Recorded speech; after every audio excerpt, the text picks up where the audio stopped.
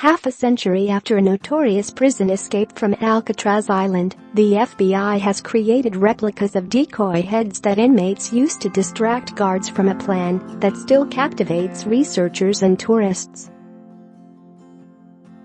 Authorities on Thursday unveiled 3D-printed copies of the decoys that inmates Frank Morris and John and Clarence Anglin constructed with soap, plaster and human hair. Morris and the Anglin brothers placed the decoys in their beds and climbed through a wall to escape the island prison in San Francisco Bay. The men were never found.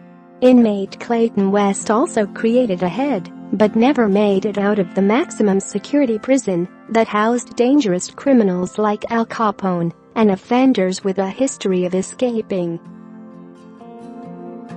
Authorities said they made the replicas to share with the public because the original decoys are fragile and are evidence in the still open investigation into the escape by the U.S. Marshals Service. Share this article. We understand the original items can't be out here, they've got to be archived, said John F. Bennett, FBI special agent in charge in San Francisco. But we recognize that those items are also part of the rich and historic fabric and the landmark of the city.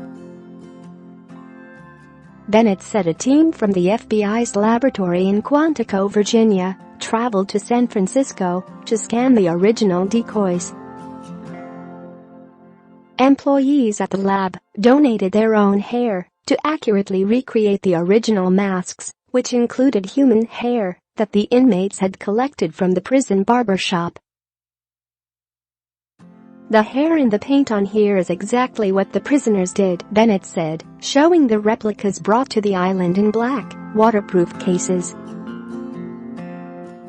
The FBI investigated the prison break, which was featured in the 1979 movie Escape from Alcatraz starring Clint Eastwood, for 17 years before it was turned over to the Marshals Service. Now, Alcatraz visitors can see models of the heads on display that were used in the movie. The FBI hopes the public will soon be able to view the agency's replicas, which were unveiled to some media outlets along with wanted signs for the long-escaped inmates. Authorities are investigating any and all credible leads, said Don O'Keefe, U.S. Marshal for the Northern District of California.